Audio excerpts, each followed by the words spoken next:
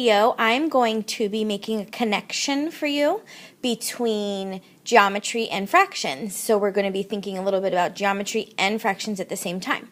So here I want to show you this rhombus. You could also call it a parallelogram, but it also has the name rhombus because all sides are equal, so I'm going to be calling it a rhombus.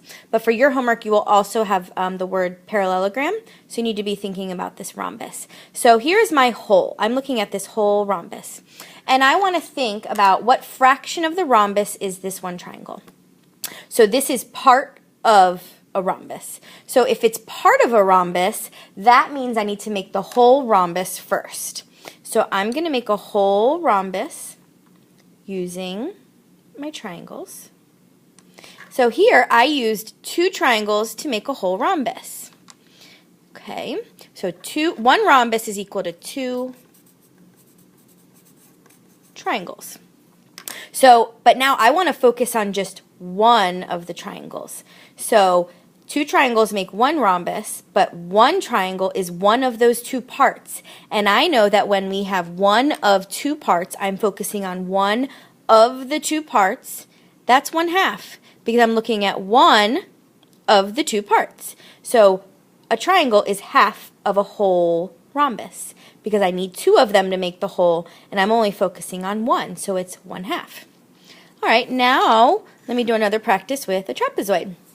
So here I have a trapezoid, and I want to see what fraction of a trapezoid a triangle is. So if a triangle is part of a trapezoid, let me make the whole trapezoid.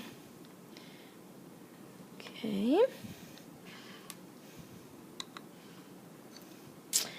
All right, so I needed 3 triangles to make a whole trapezoid. 3 equal parts are in this trapezoid using triangles. So if there are 3 parts, 3 triangles are equal to 1 trapezoid. If I want to focus on just one triangle, a triangle is one of the 3 parts. So a triangle is 1/3, one of the 3 parts. I'm focusing on just one of these 3 parts. I could also say then that 2 triangles, if I'm looking at 2 triangles, I'm focusing on 2 of the 3 parts. 2 of the 3 parts, that's 2/3 of the trapezoid.